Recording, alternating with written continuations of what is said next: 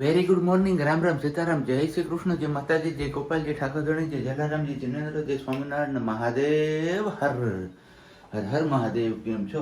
મોજમાં? તો વાંધો નહીં બાપલે, બિલકુલ મોજમાં રહેવાનું. ડાયરીના પન્ના તો જાજે દિવસ છે રહી ગયા છે, કંઈ વાંધો નહીં. ચલો આજે મોકો મળ્યો છે તો 17 તારીખ કરી નાખીએ. આજે બુધવાર અને 17/6. આપણી પૃથ્વીની ઉંમર 450 કરોડ વર્ષની છે.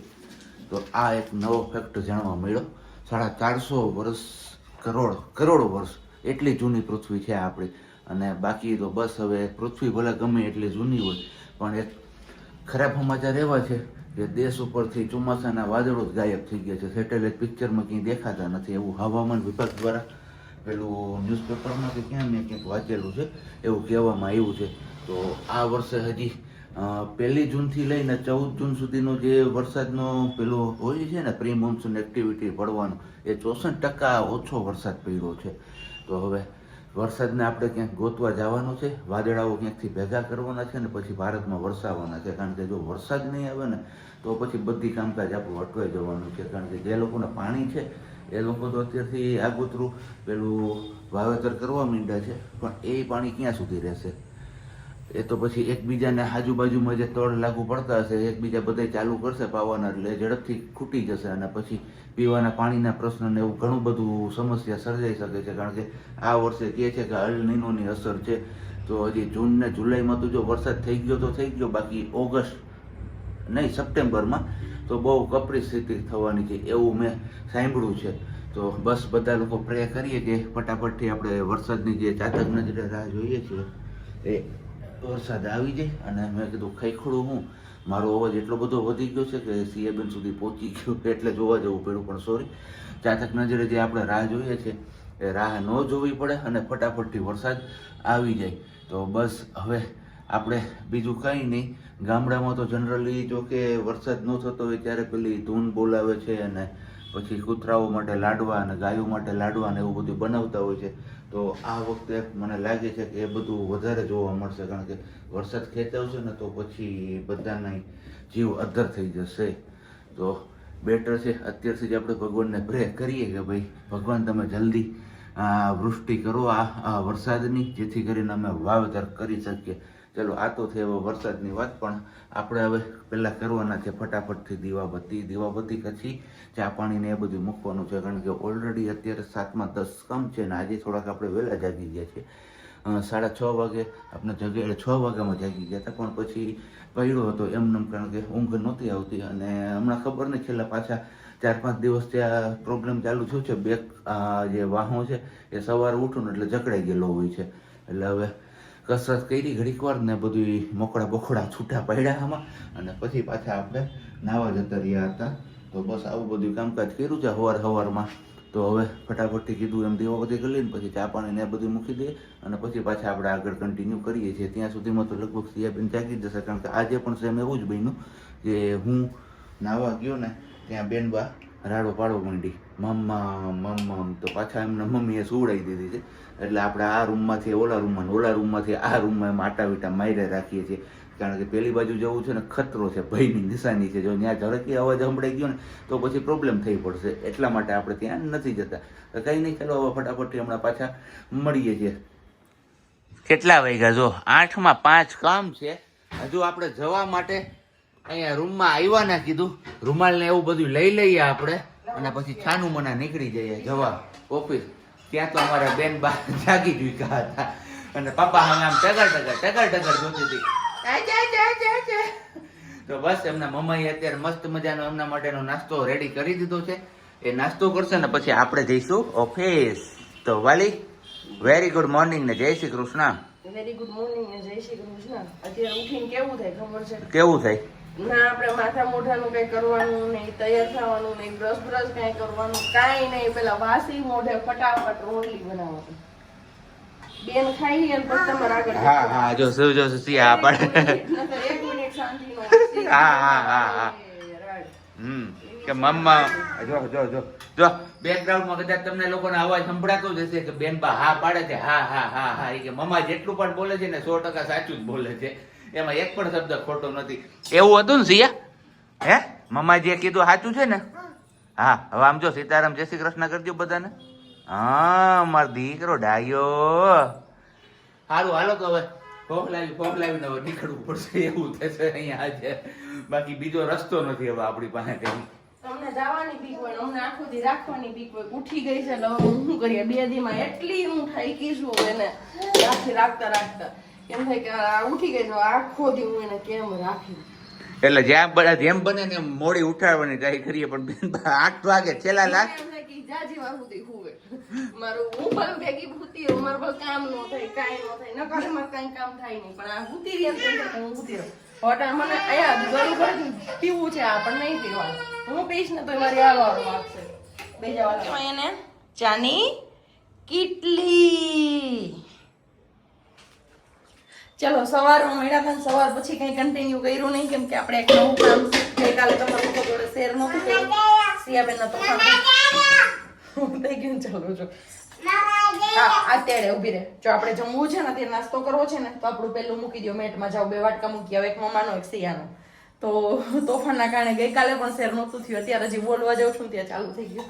આપણે ખાટલો બનાવડાવ્યો હતો પહેલા આપણે આગળ રાખવા માટે જે સીડીના પગથિયા છે ને ચડ ઉતાર કરવાવાળાના એ માટે. એમાં પાટી ભરવાની હતી. તો ફાઇનલી આજે આપણે સવારના વળગ્યા હતા તો બપોર થઈ ગયા ખાટલામાં પાટી ભરતા. પોળો 3 ફૂટ જ કર્યો છે ને લાંબો 7 ફૂટ રાખ્યો છે. પોળાની સુવા માટે ઉપયોગ બેકગ્રાઉન્ડ મ્યુઝિક હાઈ લેવલ વાગે છે.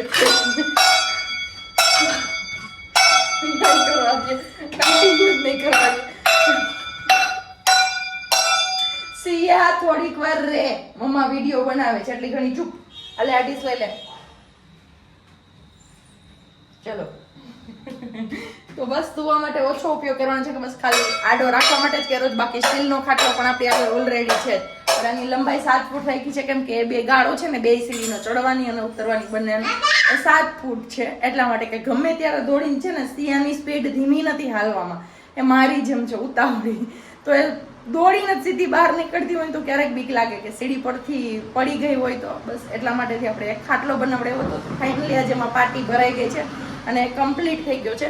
અને જુનાગઢમાં મેઘરાજાએ મંડાણ વાંડ્યા હતા અને વરસાદ પણ આવ્યો હતો પણ ખબર નહીં અમારા એરિયામાં નહોતો આવ્યો. ભવનાથવાળી રીલ્સ એક મેં જોઈ અત્યારે અને બીજી જોઈ મેં કલેક્ટર સામે ક્યાંકનું હતું ત્યાં બે જગ્યાએ વરસાદ હતો. અને સવારે 10 વાગ્યાનું કે છે. મેં કોમેન્ટ પણ વાંચી, મને એવું થયું કે ગયા વર્ષનું બને પીવું છે તો ગયા વર્ષનો હશે પણ કોમેન્ટ્સમાં કીધું કે નહીં આજનો જ છે ને સવારે 10 વાગ્યાનો હતો. તો ખબર નહીં અહીંયા નથી આવ્યો. ધવલ વેરાવળ જતા હતા તેમણે પણ રસ્તામાં ઘણી જગ્યાએ રડાયો હતા ને વેરાવળ સાઈડ માંગરોળ ગરુ એ બાજુ પણ વધારે હતું એવું કહેતા હતા. મેં બી હવે આવી જાય નહીંતર મેં તો આજ વિચાર્યું હતું કે પછી વરસાદ આવશે ને તો અડદની દાળ ને બાજરાના રોટલા ને એવું જમણ જમીશું. પીલે પુવા પીલે પીવાઈ ગયું. લાવો glass. Very good thank you. હવે તમારો વાટકો આપો બેન.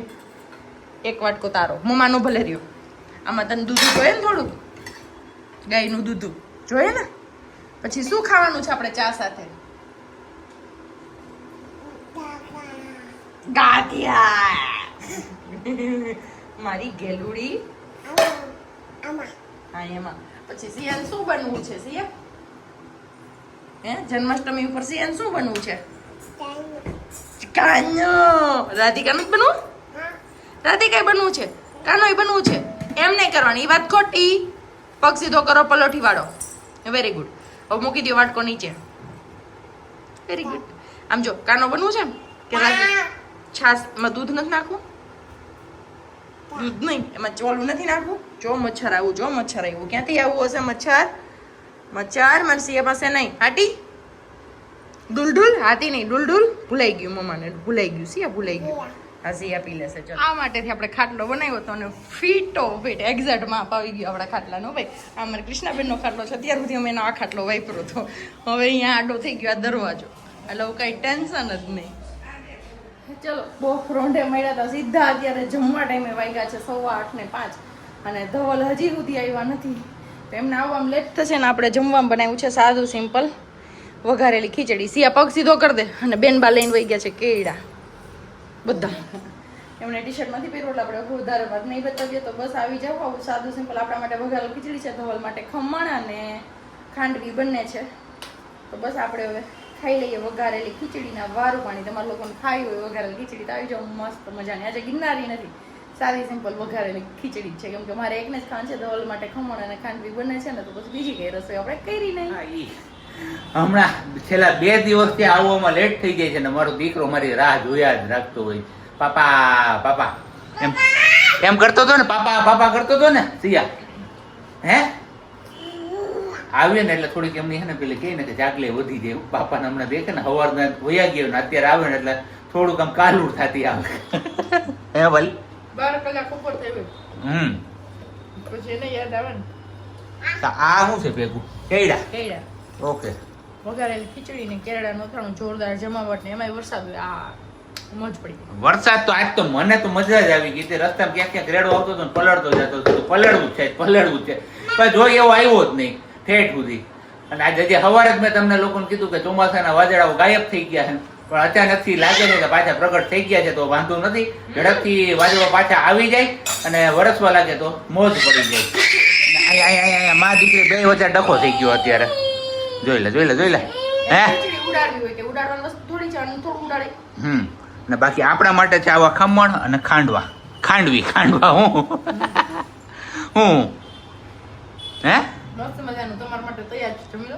ઓકે, હાલો તો વારું પાણી કરી લઈએ ને પછી પાછું જવું છે ગામમાં. હું થોડીક ખરીદી કરવા માટે.